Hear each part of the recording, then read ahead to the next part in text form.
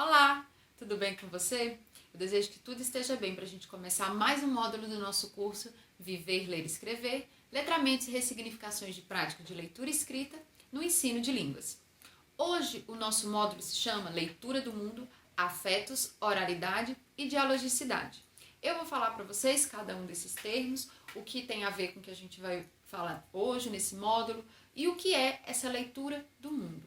Só para recapitular, no módulo anterior a gente vivenciou, a gente pensou, a gente analisou a primeira etapa dessa metodologia criativa que eu estou propondo para vocês, que era a leitura da palavra.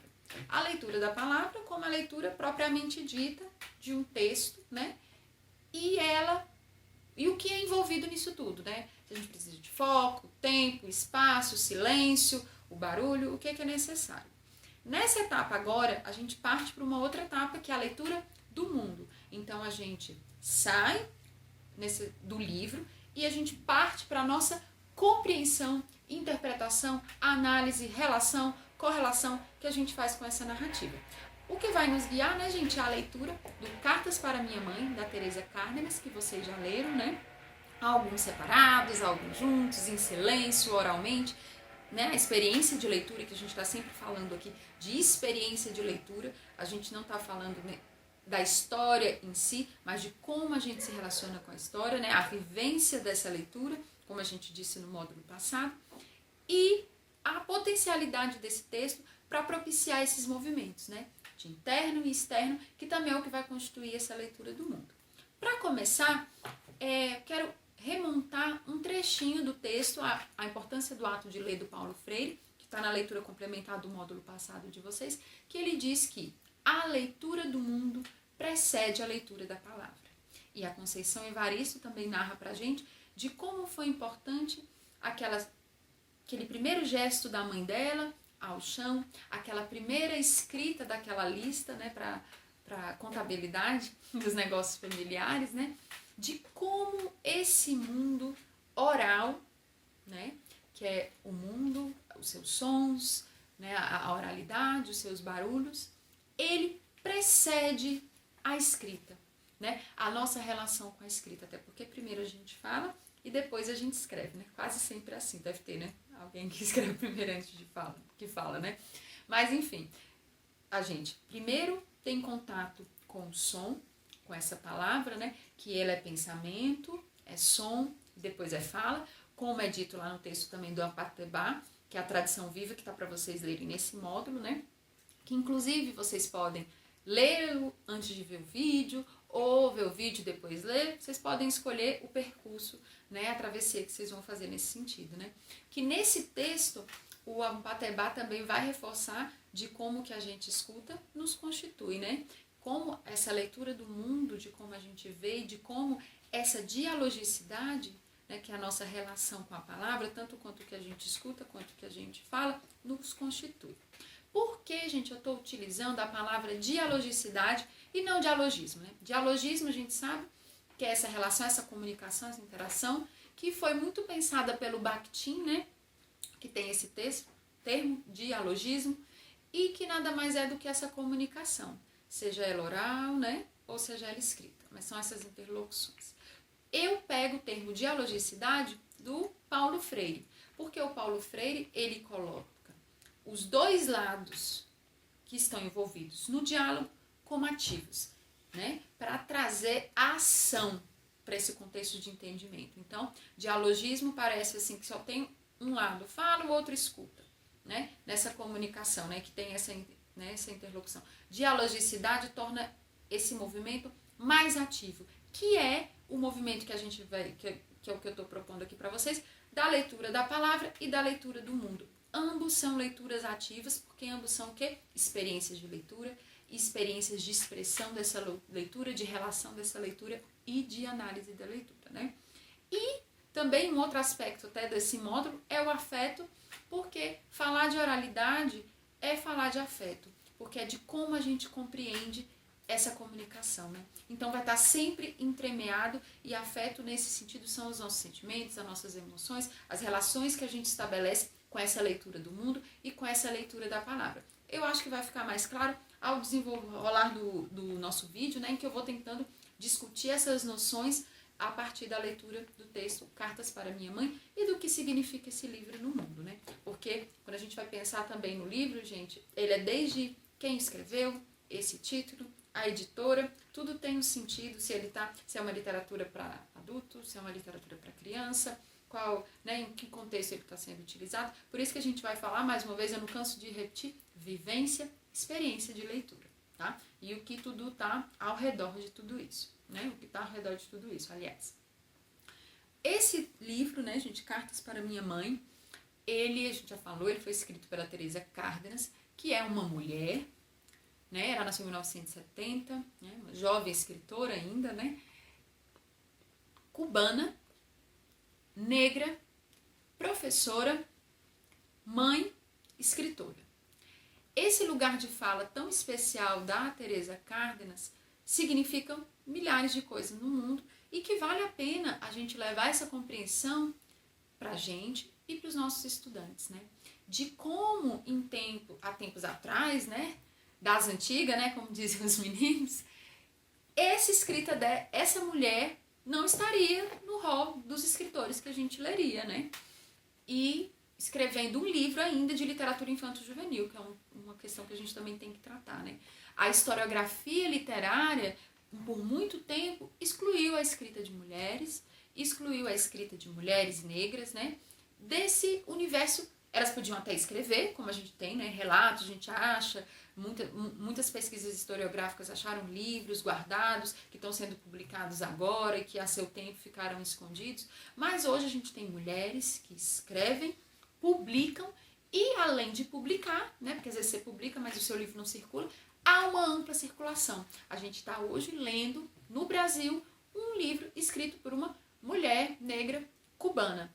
Né? Embora Cuba seja esse país, né, muito importante, né, muito especial, mas que tem algumas dificuldades de circulação. E mesmo assim a gente tem acesso a essa história e isso a gente não pode deixar de atrelar, né, às lutas feministas, antirracistas, dos movimentos negros, dos movimentos feministas, das pesquisas, né, das intelectuais, das mulheres de uma forma geral, né, nas suas lutas, né, que é tão importante a gente também trazer, né, quando a gente vai pensar nesses livros, qual é a história desse livro e quais são as histórias que eles circundam, né?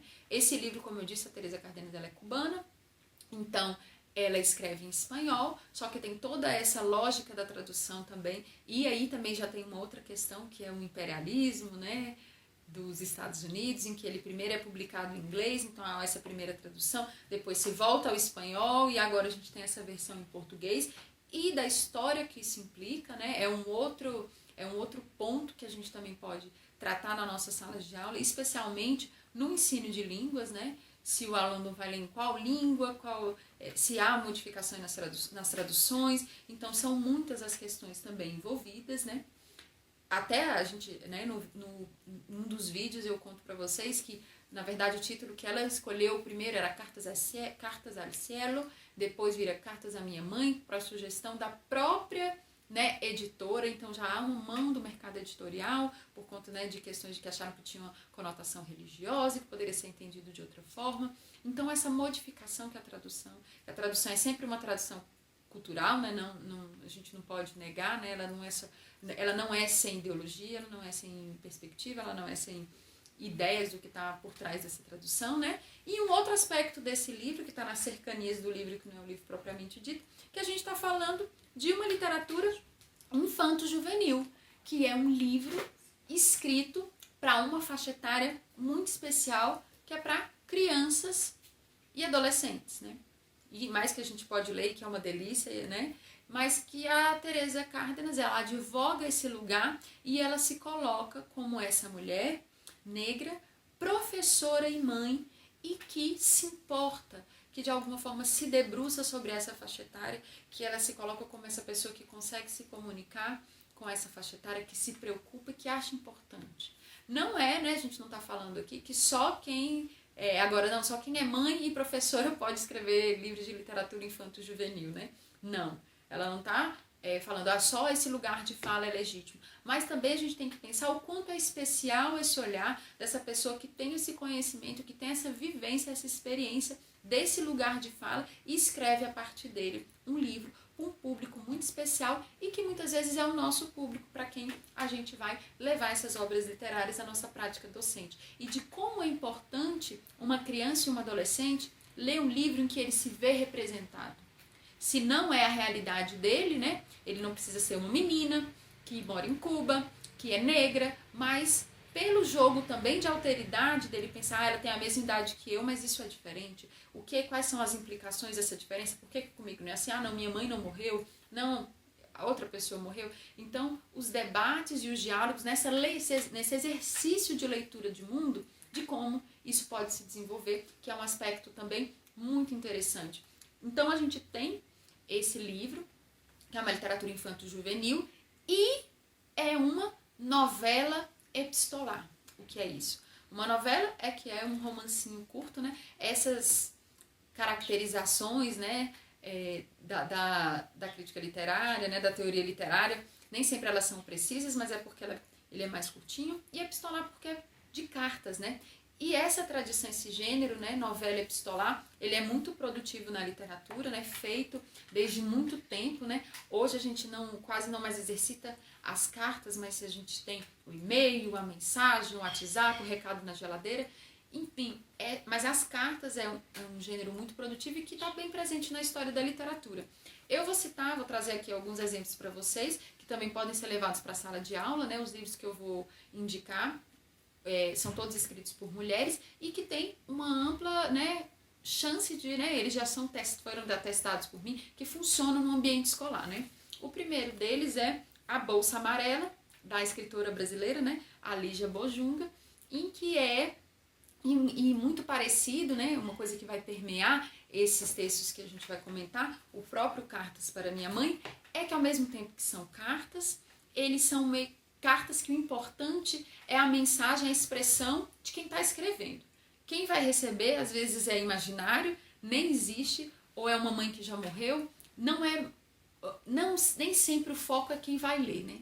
Esse receptor, mas sim a necessidade de expressão de quem está escrevendo, né? Então aqui é uma menina que está na Bolsa Amarela, que está nessa transição da infância para a adolescente, que é uma idade muito bonita, né? E que ela vai contar sobre o que está acontecendo, de como ela está lidando, muito parecida com a menina de Cartas da Minha Mãe, no sentido de que a escrita é esse lugar que ela precisa se expressar para poder se entender, né? A gente tem também o livro Cartas de uma Menina Presa, que aqui são a troca de cartas entre duas pessoas, né, que tem existência na realidade, né, que é a antropóloga Débora Diniz e a Thalia, que na verdade foi um nome inventado, que é uma menina que está no sistema socioeducativo, é uma detenta, e que elas trocam cartas. E essa menina Thalia vai contar um pouco da história dela, o que está acontecendo, né, na cela dela, o que ela está vivendo, quais são as perspectivas da vida dela. E a Débora também, né, abre esse caminho para essa dialogicidade que se estabelece entre as duas e que esse gênero carta possibilita, né, que é uma coisa muito importante e que é algo também que você vai se bifurcar nessa dialogicidade que a gente vai ter com os nossos alunos, né, na compreensão desse texto. Outro livro muito lindo que se chama Para Francisco, é escrito pela jornalista Cristiana Guerra, né, uma mineira. Ela está grávida, né, nesse momento que ela escreve esse livro, ela está grávida de 7 meses e o pai do filho dela falece. Um infarto fulminante, um homem jovem, e ela se vê nessa angústia, nesse sentimento de extrema dor de estar grávida e sabendo que o filho dela, né, o Francisco, não iria conhecer o pai. Então, nesse momento, ela começa a escrita de um blog, né, que são para Francisco, são cartas para o Francisco, mas que na verdade nasce como posts de um blog, em que ela tentando de alguma forma construir a imagem de um pai para um filho que vai, né, conhecer o pai através da narração dela, lendo essas cartas depois de nascer, né. Então é um livro muito emocionante, muito bonito, muito gostoso de ler, né, que se tornou o livro, a compilação desses posts do blog, né, que vieram para cá, e que aqui o destinatário, que é esse filho, ainda nem nasceu, né? E que depois nasce, hoje o Francisco já é um rapaz, e que depois lê essas cartas, enfim, tem toda uma questão. E que é uma narrativa também que a vontade de expressão passa para a vontade de se curar e de compreender, né? Um livro muito bonito. E a gente tem o que muitas já conhecem, que é o Diário de Anne Frank, muito tradicional, né? Que é essa menina que escreve para essa amiga imaginária também, é um diário, né? Cartas em diário, né? Que o que vale mesmo, não necessariamente esse destinatário ele é real, mas ele é um artifício também para a escrita. Que, né, a gente sabe, no contexto de holocausto, ela está num porão, e tentando se manter viva e de pensar o que é também um adolescente, está escrevendo naquele momento para o mundo, né? Ela nem imaginava, o pai depois publica, você sabe, né? Ela morre, né? Ela não chega, ela não sobrevive ao holocausto, mas que depois são publicados essas cartas dela, esse diário dela, e que também é uma entrega, embora tenha sido escrevida há um tempo atrás, hoje, né, quando a gente leva para a sala de aula, ele é muito frutífero. E, por último, indicar Carta à Minha Filha, da escritora estadunidense Maya Angelou, em que o filho aqui ela não tem uma filha, na verdade a Maya Angelou, ela tem um filho, só que a filha são todas as mulheres do mundo que ela quer aconselhar, contar a sua história, dividir um pouco, né? Muito também nesse momento que as mulheres escrevem para as mulheres, de uma educação mesmo feminista, libertária, transgressora, um livro também muito bonito para quem quiser, né, conhecer, e de como, né, eu trouxe alguns exemplos de como as cartas são produtivas literariamente, inclusive quando a gente for ver nos próximos módulos, de como a gente pode utilizar as cartas como estratégia para escrita em sala de aula, e que faz sentido e que todos podem escrever, porque é a expressão de si e a expressão de uma realidade, de como isso é importante, né? Então a gente tem, né, que com esse gênero literário ele funciona na sala de aula, tanto para a leitura quanto para a escrita. Isso é importante nesse movimento de observação, escuta e silêncio, que foi o que a gente viu, que é a primeira etapa dessa metodologia criativa que eu estou propondo, e nesse segundo momento, que é já de dialogicidade, que é de dizer, da gente dizer o que a gente entendeu desse texto, o que a gente compreendeu desse texto, né? E depois que os nossos alunos vão compreender, da oralidade, que já vai entrar muito nessa etapa, e na etapa seguinte, né? Da gente expressar o que essas cartas, nessa experiência, nessa vivência de leitura, trouxeram pra gente, e de como também muitas vezes a gente vai utilizar a oralidade para isso, né? E de como a oralidade é importante também para a constituição desse livro, já que essa menina, nessas relações ao redor, nesses diálogos ao redor dela, através desses diálogos, a partir desse diálogo, melhor, ela vai se remontando suas dores, vivendo, se compreendendo, se formando, né? A gente poderia dizer que é uma novela epistolar de formação dessa menina, né? Que percorre dos 8 a mais ou menos os 16 anos, né? Fazendo uma relação, né, gente, desse texto com o texto que eu indiquei para vocês, que se chama A Tradição Viva, do Ampateba, né, que vai falar sobre a oralidade, que vai falar sobre a cultura de alguns países africanos, em especial, que ele chama de países da floresta, né, que é da savana africana, de como a oralidade é importante para a constituição desse povo, para a constituição dessas pessoas. E no Cartas para Minha Mãe a gente vê várias referências à cultura dos países africanos, né? Sendo Cuba um lugar também de presença dos povos africanos, né?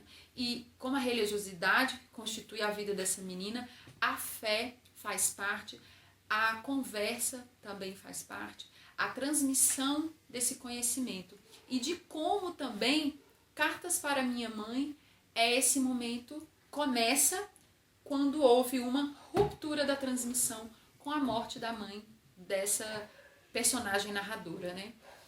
Que a mãe dela morre, então essa que seria essa contadora da história dela, morre, e ela tem que narrar a própria história. Só que ela não usa a oralidade para isso, porque ela vive nesse ambiente opressor, né? Que a avó, por todas as dificuldades, né? Às vezes a trata muito mal, a agride, a tia, ela faz trabalhos domésticos, muitas vezes inadequados para a idade, mas que é necessário naquele contexto, né? A gente tem que ler nesse exercício de alteridade, né, pensando as diferentes realidades, mas que essa menina, não podendo se expressar nesse ambiente, encontra na escrita a forma tanto de transmitir essa vida dela, como de se expressar, né, de se curar, de aprender a lidar com essas dores e com essas dificuldades que ela vai tendo ao longo da vida. E para isso ela também se utiliza das cartas, né? Até a gente brinca assim, que uma pessoa que fala sozinha, ela é louca, né? Então, para fugir dessa loucura, a gente escreve, porque a gente pode escrever sozinho, se expressar, e ninguém vai achar que a gente é louca, né? Então, esse exercício de lidar com essas angústias que essa menina faz, né? Essa personagem narradora de Cartas para Minha Mãe faz, na tentativa de lidar, né? Já que na oralidade ela não tem expressão, né? E de como a escrita é importante para ela, que é um outro aspecto, e que a gente pode trazer isso para a nossa vida e para a nossa sala de aula, e de como a escrita é esse espaço também da gente colocar como a gente lê o mundo, dessa nossa leitura do mundo, de como a gente realiza esse mundo, e como a escrita que é o mais importante que eu acho da tradição viva, muitas vezes uma transcrição da oralidade, e que é da oralidade que nasce a escrita, né? Da importância da oralidade, porque parece que às vezes as nossas aulas, principalmente quem é de língua portuguesa ou de língua estrangeira, a gente supervaloriza a escrita, muito mais ainda na língua materna, né, gente, de língua portuguesa, e desvaloriza a oralidade no nosso contexto escolar. E vai ter um módulo que a gente vai falar de como a oralidade é importante, de como se estabelecer um ambiente democrático e com diálogo, né, onde haja dialogicidade, é importante para a gente construir esse espaço que os nossos estudantes falem, seja assegurada a fala, seja assegurada a expressão, né? Nesse texto, gente, retomando do Ampateba, ele vai falar da importância da fala, e que a fala é esse espaço de dar força, né? A fala é o pensamento, ele passa pelo pensamento, o som e a fala, né? E que essa fala, ela tem uma dimensão de criar, essa importância de se criar, que a gente... Esse poder mesmo da fala, ele faz uma genealogia, né, vindo que dessa fala que ela é sagrada, dessa fala que ela é divina, né, ligada a Deus, depois que ela se torna sagrada, no mundo terreno, né, ele conta lá uma lenda, um mito, e dessa fala que hoje a gente faz, que ela incorpora, ela encarna, ela torna real, ela torna material o sentimento e a expressão. No caso dessa menina, é a própria escrita, né? E que há coisas que a gente pode viver, a gente pode experienciar, mas que há coisas, né, na nossa própria carne, determinadas coisas acontecem, mas que as coisas que a gente aprende pelo que a gente escuta ou pelo que a gente lê, né? Aqui eu lembro um texto muito legal também, para quem quiser ler, né?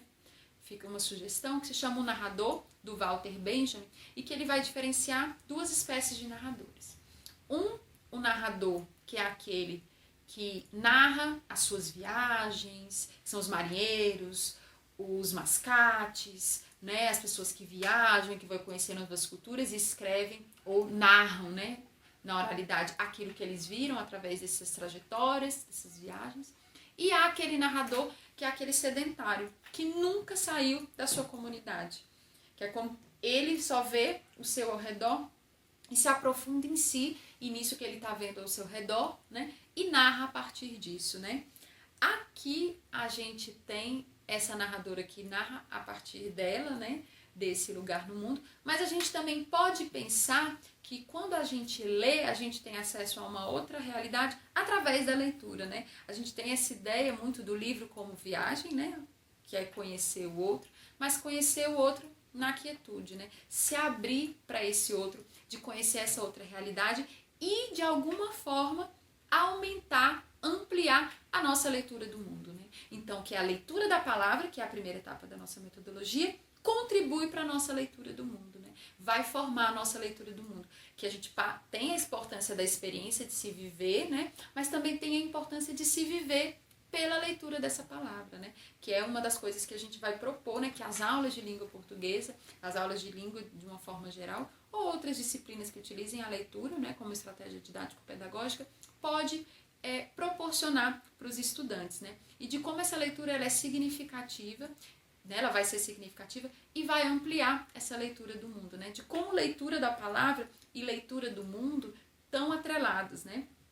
O Ampatebá, no texto, né, ele diz, tem um momento que ele diz assim: para descobrir um novo mundo, é preciso saber esquecer seu próprio mundo. Do contrário, o pesquisador estará simplesmente transportando o seu mundo consigo, ao invés de manter-se à escuta, né? Então é o que a gente está falando. Ele está falando de um momento específico, que é o momento de ler a palavra do outro e considerar essa palavra do outro, entender a palavra do outro e experienciar a palavra do outro e viver a palavra do outro, né? Naquilo que a gente diferenciou entre experiência e vivência no módulo passado, né? Que para você exercer essa alteridade, você tem que de alguma forma no primeiro momento silenciar a sua própria vivência, né? E aqui a gente está propondo que tem esse primeiro momento de silenciar e entrar nessa narrativa, né? Que é a leitura da palavra, mas tem um segundo momento, que é a leitura do mundo, que é sim você também trazer o que você sabe nesse segundo momento e fazer essas comparações, essas diferenças para entender esse mundo. Por último, eu quero só comentar com vocês que essa menina, quando, né, a narradora de Cartas para Minha Mãe, quando é quebrada essa transmissão pela mãe, né, e que ela tenta remontar isso com a escrita, também a gente vivencia um momento que ela traz isso também dessas culturas africanas, e que o Ampatebá diz pra gente, de que a oralidade convive com a escrita e que são dois mundos e que são duas realidades, né? Tem um personagem muito interessante no romance Hibisco Roxo, da Chimamanda Adichie, que é o avô, né? E que esse avô é desse mundo da oralidade, que tem suas crenças, que faz seus ritos, que come determinadas comidas, e que tem um filho que ele é completamente do mundo da escrita, que abandona tudo aquilo e chega a renegar o seu próprio pai, né? E tem a filha, né, que é essa que fica no meio, que vivencia as tradições do pai, mas ao mesmo tempo é uma professora universitária, né, que consegue de alguma forma transitar nesse mundo da oralidade escrita e de ver beleza nesses dois lugares, né, e que é um pouco que a gente vai propor nesse curso, de conviver, de pensar como a oralidade e a escrita, elas podem ser simultâneas, não há uma hierarquia, né, senão a gente vai se achar que a escrita é muito boa, e que pelo contrário, como a gente vê no texto da Conceição Evaristo, né, gente, da Grafia ao Desenho de Minha Mãe, de como a oralidade é importante para que a gente sim escreva. Ler muito é importante nesse acúmulo de conhecimento, é importante? Sim, mas também ter contato com a realidade através da oralidade, a comunicação também pode nos ajudar e com certeza nos ajuda no exercício da escrita, porque tudo isso, de alguma forma, é dialogicidade, né? E por fim, eu quero terminar com uma ideia que o Ampatebá tem, que é de acúmulo de conhecimento, né? Para essas tradições africanas que ele traz, né, que são desses povos da floresta, ele fala de alguns povos especificamente, não adianta nada você acumular muito conhecimento se ele não faz parte, se ele não passa a integrar a sua vida, se aquilo, né, não, de alguma forma, não passa a integrar a vida, a entrar nessa pessoa. Para eles, né, principalmente para alguns griots, né, que ele cita no texto, isso não faz muito sentido, né, se aquilo não passa a integrar, né.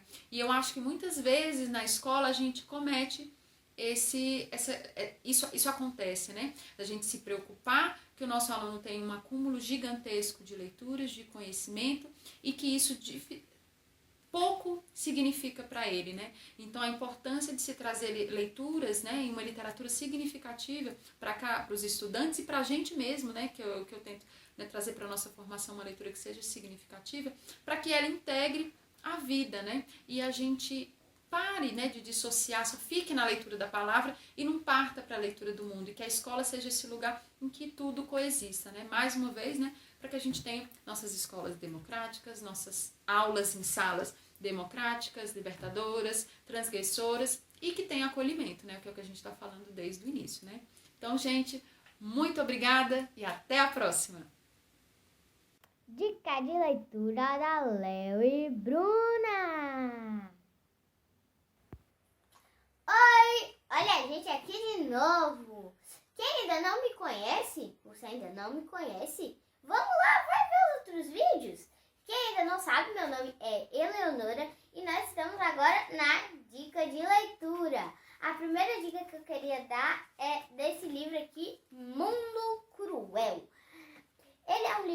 legal para você refletir sobre os seus atos. Tipo, às vezes você é cruel e você nem sabe. Nesse livro você começar a refletir, quem sabe até ser uma pessoa melhor, né? E isso que eu acho muito legal desse livro, então super indico para vocês comprarem. E tem uma coisa aqui, ó, que ele é de cartas. Ele é feito por cartinhas, ó, por exemplo, essa cartinha aqui. Eles são várias cartinhas aqui, ó. E é muito bonitinho. Pra você refletir mesmo. Acho que você vai melhorar bastante depois de ler esse livro aqui. E junto com ele vem esse pôster muito legal mesmo. Que eles pegam várias ilustrações das cartinhas e colocam aqui, ó. Tem várias. É muito legal, então por isso que eu também indico vocês comprarem pra ter esse pôster. Depois eu vou colocar na minha parede, mas você pode moldurar, pode fazer várias coisas, pode guardar, né? Não sei. E é muito legal, então fica a dica. E aproveitando a deixa da Léo, agora a minha dica de leitura. Também, né, um livro feito por cartas, só que são cartas diferentes. São cartas que são poemas, né? São cartinhas que são poemas. Esse livro é o Emaranhados, da poeta daqui de Brasília, a maravilhosa Natália C., em que tem um projeto gráfico, editorial, uma artesania muito cuidada, muito querida, muito fofa mesmo, e que foi publicado pela editora Avá. Então você, como no livro que a Leonora acabou de mostrar, você tem cada carta, né, cada cardzinho é um poema, que você também pode emoldurar. A gente emoldurou um aqui na nossa casa, né? É o poema que você mais gostar. E que tem um projeto gráfico, editorial, da editora Avá, que a Natália, né, coordena, que é uma editora muito importante para a nossa cidade, que faz livros lindíssimos artesanais. Então, muito obrigada e